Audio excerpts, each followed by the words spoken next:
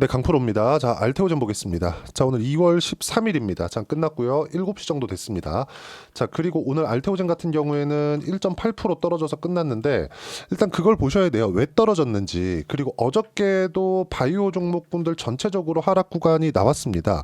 근데 특별하게 떨어지지 않은 종목이 있어요. 그게 삼성바이오로직스입니다. 자, 전체적으로 보면 지금 삼성바이오로직스 같은 경우에는 다시 신고가를 만들면서 시세를 준비하고 있는데 이 상황에서 본다면 알테오젠 같은 경우에는 삼성바이오로직스보다 조금 약하잖아요. 왜 그런지, 그리고 전체적으로 봤을 때 알테오젠이 왜 주도주가 될 수밖에 없는지, 그리고 이 바이오 종목군들 내에서 25년도에 왜 주도주가 탄생할 수밖에 없는지 그 부분에 대해서 이야기를 드릴 거고요. 그리고 이 대략 한 이틀 정도 이번 주 들어서 바이오가 조정을 조금 받습니다. 특히나 제가 알테오젠 이야기를 드리면서도 항상 이야기를 드렸었던 건 한 가지였습니다. 전체적으로 우리가 분산 투자를 해야 된다. 근데 그 분산 투자를 하는 과정에서 알테오젠을 매매하면서 삼성바이오로직스 그리고 유한양행, 그렇죠? 섹터 내에서 순환매를 타야 된다고 이야기를 드렸는데 왜 그렇게 이야기를 드리는 건지 그 부분에 대해서 집중적으로 다뤄보도록 하겠습니다. 자, 그리고 한 가지를 더 보셔야 되는데 알테오젠은 바이오에서 가장 강한 종목이 됩니다. 지금 당장에는 삼성바이오로직스가 강할 수밖에 없습니다. 그리고 이번 주에 조정받은 이유와도 같은 이유가 돼요. 그게 왜 그러냐? 금리 때문에 그렇습니다. 금리. 자, 시장 관련된 이야기를 조금 드릴 거예요. 알테오젠 이야기를 드리면서 왜 시장 관련된 이야기를 드리느냐? 이렇게 생각하실 수도 있는데 이걸 보셔야 됩니다. 알테오젠이 시세를 내기 위해서는 시장이 최소한의 안정 구간에 있어야 돼요. 시장이 안정 구간에 있다는 건 어떤 부분이 발생하는 거냐? 딱 한 가지입니다. 잘 들으세요. 시장이 안정 구간에 있다. 시장이 최소한 하락 추세를 만들어가진 않는다. 그러면 시장이 올라가는데 뭐가 필요합니까? 주도주가 필요하죠. 그럼 하락하는데도 주도주가 필요합니다. 하락의 주도주. 하락의 주도주가 삼성전자였어요. 제가 알테오젠만 내비두고 삼성전자 차트를 밑에다 깔아놓고 이야기를 드리고 업종 차트도 같이 보여드릴 거예요. 삼성전자 이렇게 딱 보시면 삼성전자의 주가는 7월 달부터 9만 원부터 쭉 빠져서 5만 원까지 하락 구간이 발생을 했습니다. 근데 이 하락 구간에서 뭐가 나왔습니까? 그렇죠? 계속해서 나쁜 이야기들만 나왔어요. 급기야 1월 달에는 엔비디아에서 삼성전자를 손절할 거다. 이런 내용까지 나왔어요. 실제 오피셜하게 나온 내용입니다. 근데 주가 빠지나요? 안 빠지죠.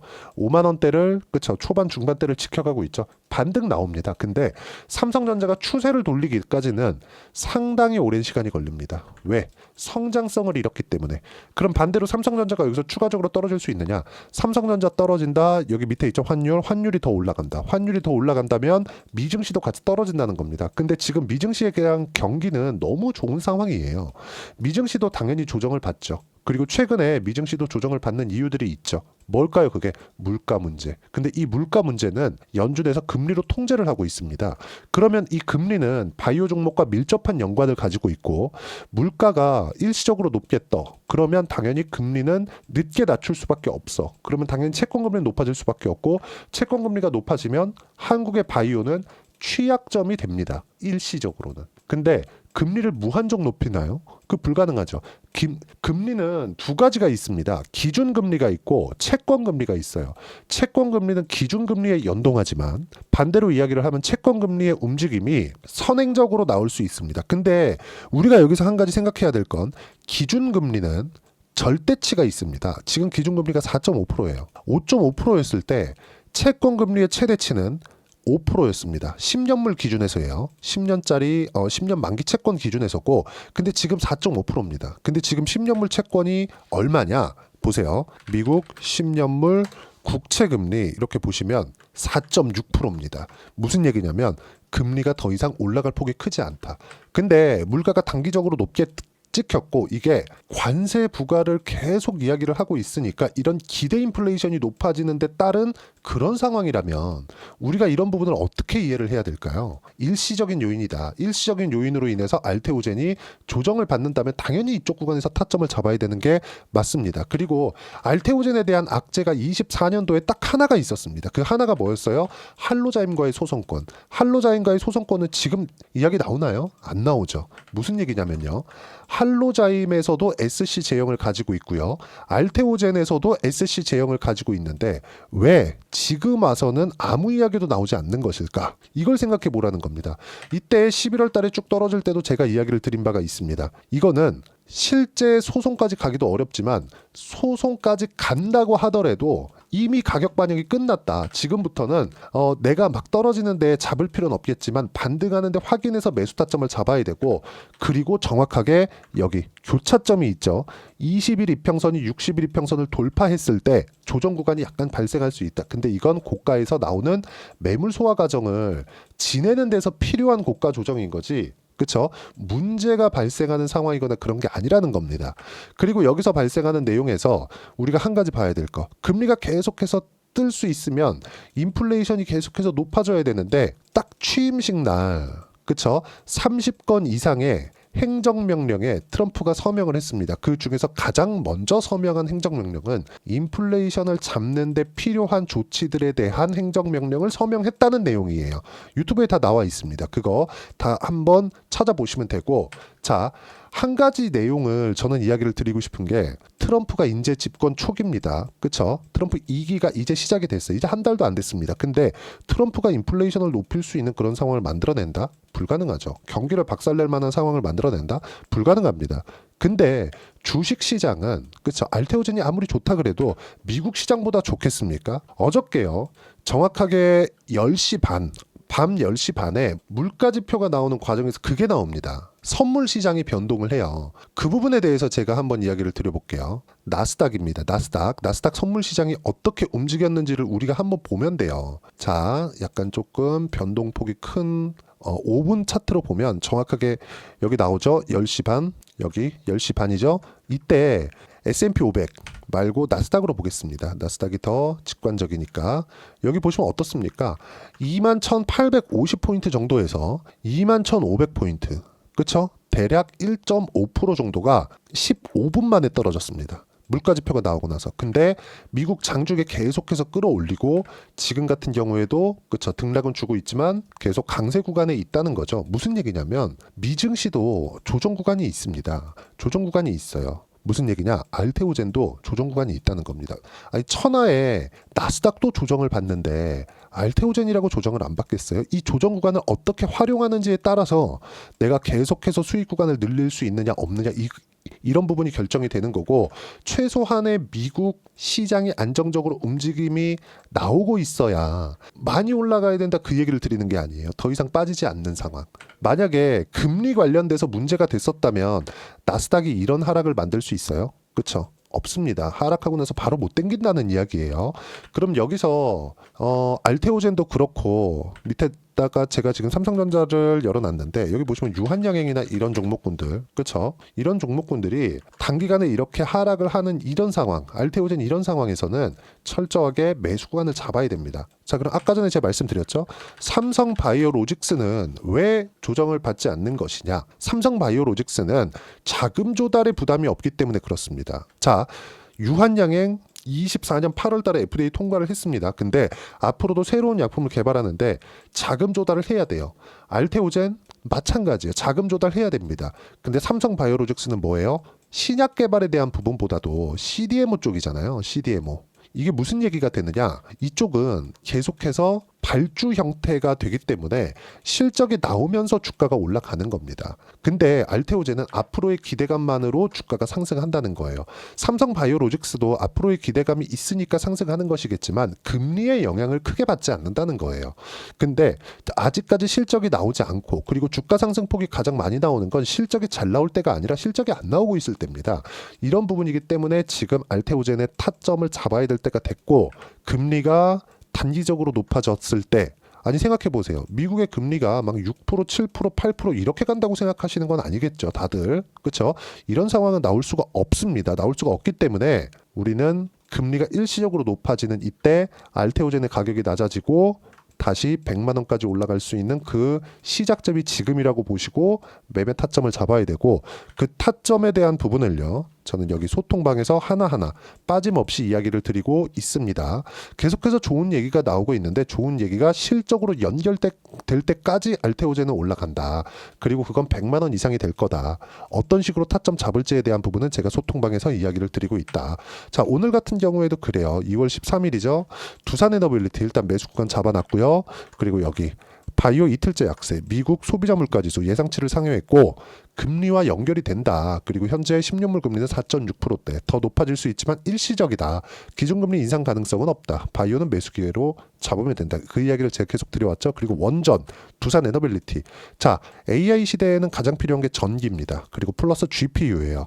GPU가 많이 사용되면 사용될수록 전기가 어마어마한 양으로 부어야 됩니다. 근데 원전 말고는 사실상 대안이 없어요. 그래서 두산에너빌리티가 시세 초입에 들어와 있다. 그리고 25,000원 근접 신고가 시세 시작점이라고 보시면 되고 알테오젠 기준에서 봤을 때 24년 2월경이라고 보시면 됩니다. 근데 알테오젠은 24년도에 많이 올라왔고 이 올라온 부분에 대해서 조정받았기 때문에 이 조정받음으로 인해서 이격에 대한 부분도 이제 없다. 지금부터 타점 잡으면 된다. 그 부분에 대해서 이야기를 드리는 거고 주도주 관련돼서 계속 공략을 해야 된다는 점 반드시 기억을 하셔야 됩니다. 자, 이 밑에 있죠? 반도체 반등하지만 종목별로 잘 골라야 된다. 반도체는 선별적으로 움직여야 된다는 거고 그리고 여기 현대 로템 같은 경우에 2차 상승세가 나오고 있다는 점. 그렇죠? 이 부분은 뭐다? 앞으로도 실적 확인 과정이 거쳤기 때문에 더 탄력적으로 움직일 수 있다. 알테오젠 포함해서 바이오, 현대 로템, 현대 에어로스페이스 포함해서 방산, 그리고 두산에너빌리티 포함해서 원전, 그리고 레인보우 로보틱스 포함해서 로봇. 딱 이 안에서만 25년도에는 끝날 겁니다. 단기적으로 뭐 정치적인 움직임에 따라서 일시적으로 급등하고 이런 종목들이 있을 수 있어요. 이 싹 다 무시하고 이 안에서만 매매를 하면 되고 이 시장 관련돼서 어떻게 타점을 잡아야 되는지 제가 소통방에서 무료로 공유를 해드리고 있으니까 구독과 좋아요 눌러주시고 댓글 하나씩 달아주시면 무료 입장 가능하고요. 입장 링크를 보내드릴 수 있게 010-8713-1916으로 구독이라고 문자 보내주시면 소통방 입장 링크 순차적으로 공유를 해드리도록 하겠습니다.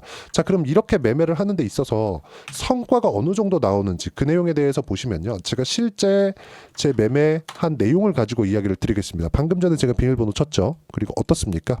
조회를 눌러가면서 보여드리고 있고 상승하는 구간별로 매매를 한 결과 밑에 내려보시면 단 며칠 만에 50% 수익. 그리고 최근에 한화오션을 포함해서 조선주 상당히 강합니다. 오늘까지도 강세를 보였는데 한화오션 같은 경우에도 보세요. 상승하는 구간을 확인하고 싸게 잡지 않죠. 그런 결과 폭등세가 나왔고 50% 이상 57.84%의 수익 구간이 발생했습니다.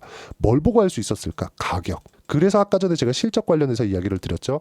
실적이 나오기 시작하면 이미 끝난 거다. 그쵸? 실적이 나오기 전에 주가는 이미 그 가격대를 가 있습니다. 알테오젠 뭐예요? 적자입니다. 그래서 알테오젠 같은 경우에도 본다면 알테오젠을 보겠습니다. 어때요? 상승하는 구간에 계속해서 공략을 한 결과 꾸준하게 수익 구간이 나왔고 1월과 2월 달에도 매수 구간을 확인하고 잡죠. 그런 결과 지금 강세 구간 10%대 수익 구간에 있습니다. 밑에 내려보시면 24년도에도 30%대, 18%, 15%대 계속해서 수익 구간 발생한 이유가 그것 때문에 그렇습니다. 이 모든 내용들을 소통방에서 무료로 공유를 하고 있고 지금 금리가 일시적으로 뜰 때 매수 타점에 대한 부분 그리고 시장 판단에 대한 부분을 소통방에서 모두 무료로 공유하고 있으니까 구독과 좋아요 눌러주시고 010-8713-1916으로 구독이라고 문자 보내주시면 소통방 입장 링크 순차적으로 공유를 해드리도록 하겠습니다. 가격만큼 중요한 게 없고요. 이렇게 매매를 하기 위해서는 가격에 대한 이해가 필요합니다. 그래서 가격에 대한 이해를 하기 위해서 여기 알테오젠의 단기 보유 전략, 가격 전략 두 가지 내용인데 단기는 2주입니다. 2주 동안 내가 어떻게 수익 전환을 시켜야 되는 것인지 그리고 그러려면 가격에 대한 이해가 필요하고 가격에 대한 이해가 되어 있어야 주도주 그리고 신고가 두 가지 내용에 대해서 이해가 될 겁니다. 그리고 이 두 가지 내용 모두 다 무료로 공유를 하도록 할 테니까 구독과 좋아요 눌러주시고 010-8713-1916으로 알테오젠이라고 문자 보내주시면 가격, 단기 보유 전략 함께 공유해드리도록 하겠습니다. 주식시장에서 가격만큼 중요한 게 없고요. 가격에 대한 이해를 했을 때 알테오젠, 하나오션 아까 전에 보여드렸죠. 어떻게 매매를 해야 되는지 그리고 성과가 어느 정도 나왔는지 이렇게 매매가 진행이 됩니다. 그러면 2월달, 3월달까지는 어떤 종목을 공략해야 되는지 딱 한 종목만 준비를 해놨으니까 영상 끝까지 시청하시고요. 모든 분들이 성공 투자하셨으면 참 좋겠습니다.